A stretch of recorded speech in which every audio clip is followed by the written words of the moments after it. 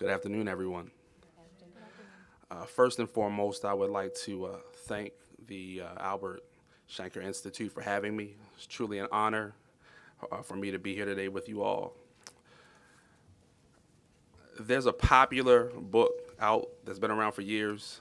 I received it in graduate school and was required to read it as a part of my course requirements. The name of this book, as many of you all are familiar with, is The First Days of School by Harry and Rosemary Wong. As many of you all are aware, this book pinpoints how teachers can set themselves and their students up for success during the school year by following routines and procedures.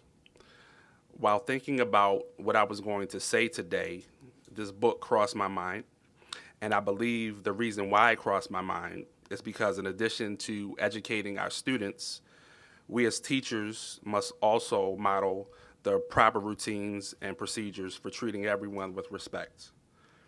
So with that being said, teaching sexual consent and egalitarian relationships in a Me Too era looks much different in an elementary school than it does in a high school. My entire career in education has been spent solely at the elementary school level.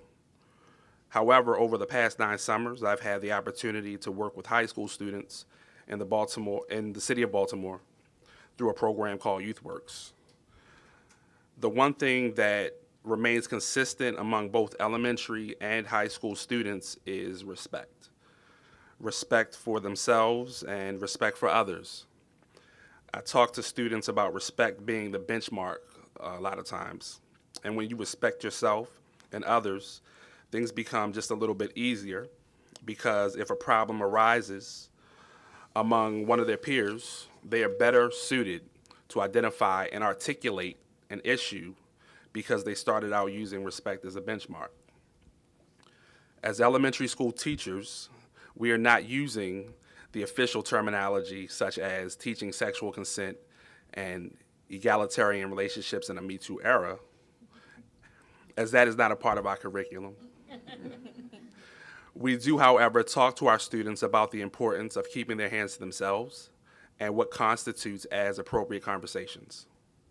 We tell students if they feel uncomfortable to let someone know and to talk to their parents or guardians about whatever it is that is making them feel uneasy.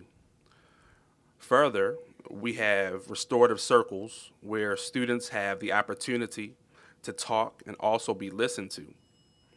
In these circles, students are free to talk and even voice their concerns if need be. Additionally, we as professionals also model what respect looks like in the school building on a day-to-day basis through our interactions with parents and other staff members. As I stated a few moments ago, I also spend my summers working with high school students through a summer jobs program.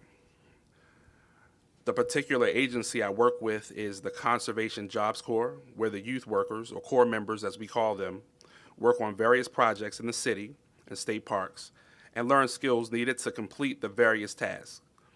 The youth also have the opportunity to participate in enrichment activities and partake in a traditional camping experience if they so choose. It has been my experience that the majority of the youth in this program have the desire to succeed.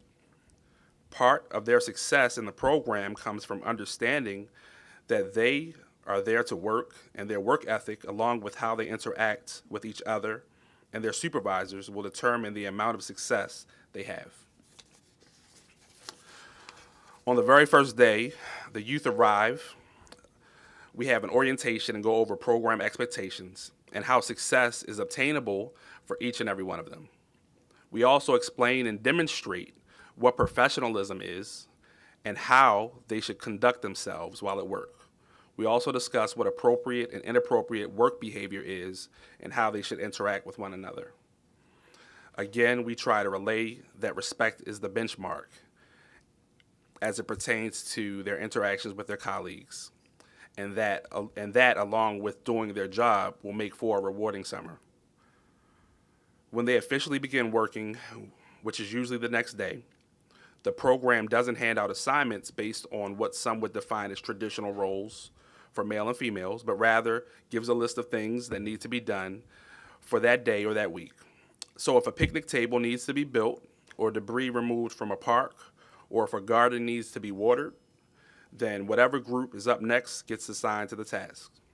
So that means the female core members could be building picnic tables, and our male members could be watering the garden, depending on how the assignments stack up. Lastly, in today's society, it is important that those of us in the field of education, as well as those of us who are champions for children, be conscientious of the fact that we are role models and responsible for setting today's youth up for success, both now and in the future. Thank you. Thank you. Stephanie.